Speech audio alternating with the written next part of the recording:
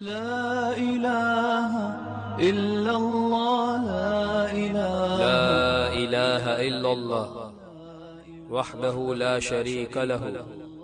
له الملك وله الحمد يحيي ويميت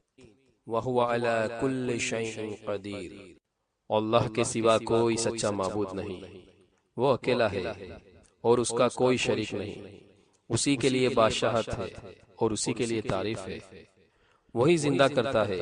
اور وہی مارتا ہے اور وہ ہر چیز پر قادر ہے۔ رسول اللہ صلی اللہ علیہ وسلم نے فرمایا، جو شخص فجر کی نماز کے بعد دو زانو ہو کر بیٹھا رہے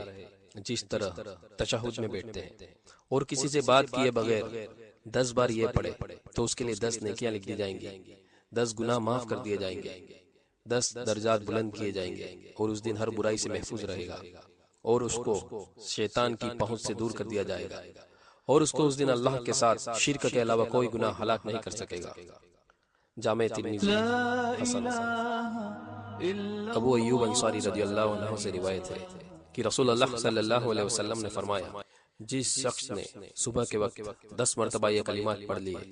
تو اللہ سبحانہ ہر ایک مرتبہ کہنے سے 10 نیکیاں لکھ دے گا، 10 برائیاں مٹا دے گا، اور اس کے 10 درجات بلند کیے جائیں گے، اور یہ کلمات اس کے لیے 10 گردنیں آزاد کرنے کے برابر ہوگا۔ 10 بار کہنے سے یہ اجر 10 گنا ہو جائے گا، اور دن کے شروع سے لے کر آخر تک یہ اس کا ہتھیار ہوں گے، اور اس دن کوئی شخص ایسا عمل نہیں کرے گا جو ان کلمات سے بڑھ کر ہو۔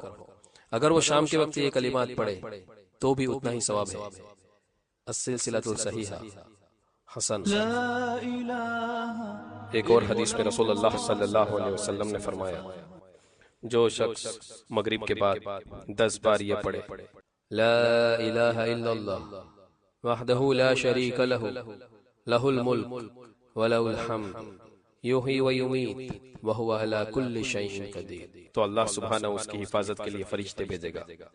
جو صبح تک شیطان سے اس کی حفاظت کریں گے، اور اس کے لیے 10 رحمت کی نیکیاں لکھ دی جائیں گی،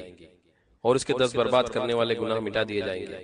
اور 10 مسلمان غلام آزاد کرنے کا ثواب عطا کیا جائے گا۔ جامع ترمذی حسن۔ لا إله إلا الله